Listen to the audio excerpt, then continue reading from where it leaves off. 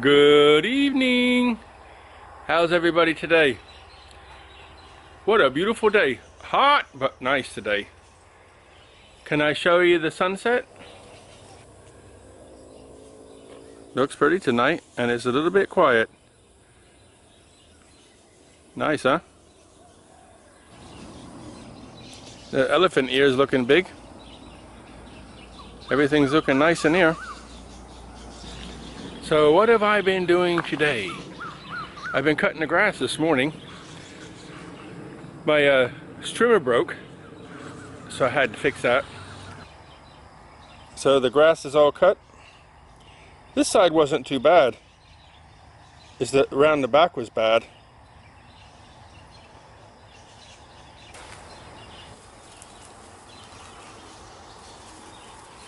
What are you doing? Are you doing your yoga? Woohoo! Are you trying to bite me again? Why do you always want to bite me? I'm trying to love you and you're biting me. And that's the highlight of my day. And then I thought, you know something? I'm going to stay home all day. So I went in the house, had breakfast about 11:30. And then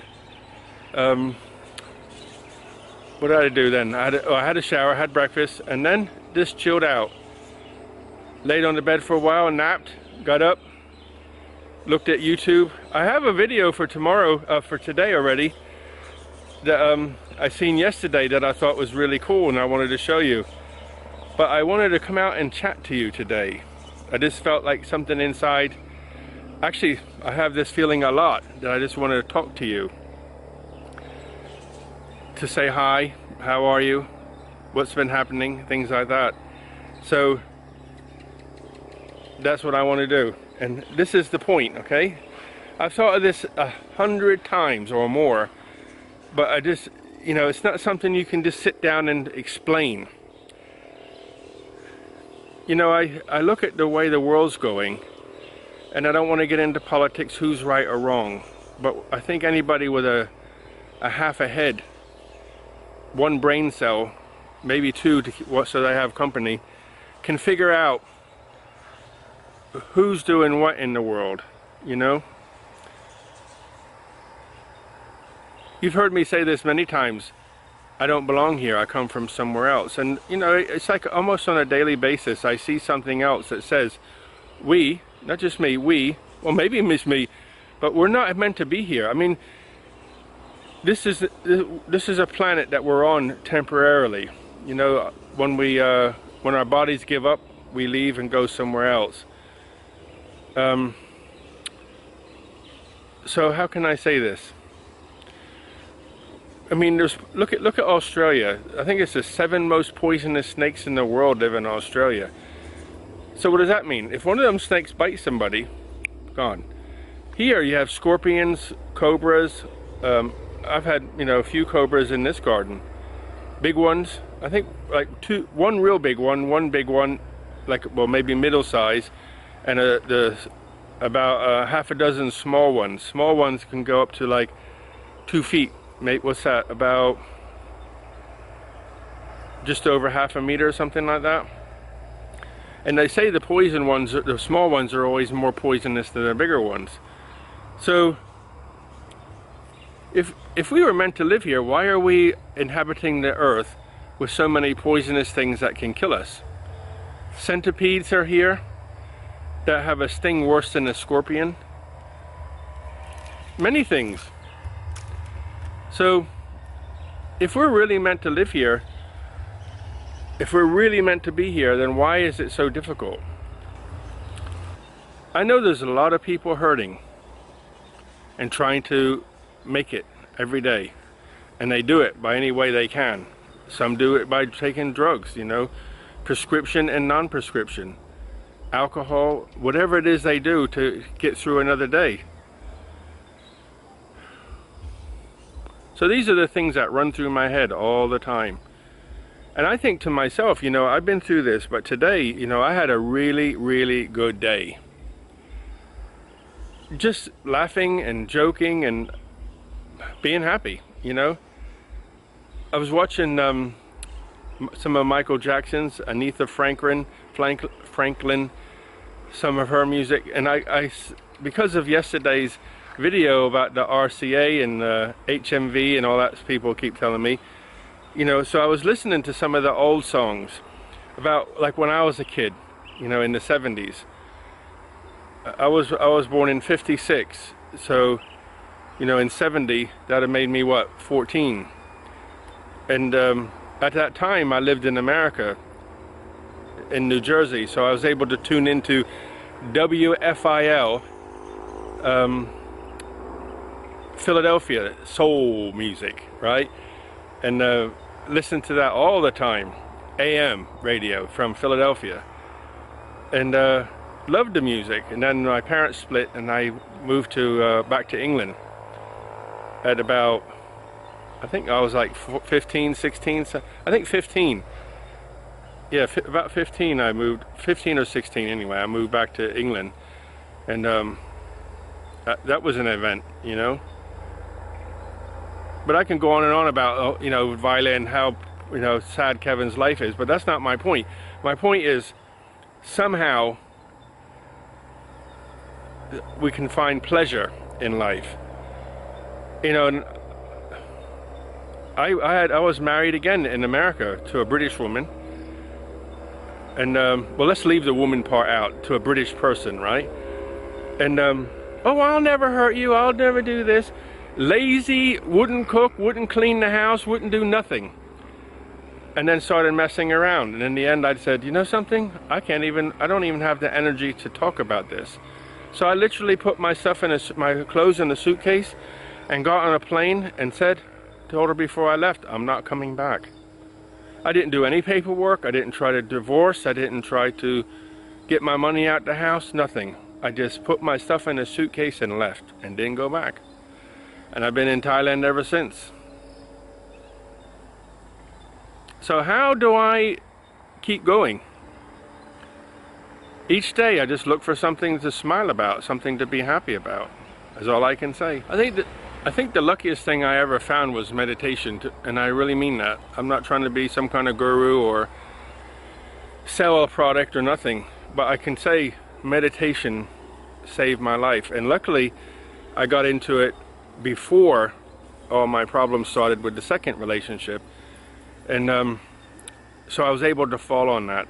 When I first left America, I came here and I had so much tension inside that when it came out, you know, you store it physically, you store it mentally, and it comes out physically. So whatever happens in your mind, it affects your body. And when I came here, you know, I was fine for a couple of weeks. But then when I started relaxing, what happened? I had my body just locked up, completely locked up. I told you the story. I was painting the wall, lifting my arms up, and my whole body, my legs, everything just completely seized. Like a cramp, you know, muscle cramp in your calf. My whole body did that. It took me about 10 minutes to get down off the cabinet I was stood on. It took me about another 5 minutes to move my body to the bed, and I couldn't sit down or lay down, so I just threw myself at the bed in the end. So much pain. And I laid there, and then my body finally started relaxing. And then there was a guy downstairs from the apartment I was, who did a form of massage, and he beat the crap out of my back and neck and shoulders for like 2 weeks before they would actually start to relax properly and the pain would go away. But you know, each day I did with the massage and the meditating.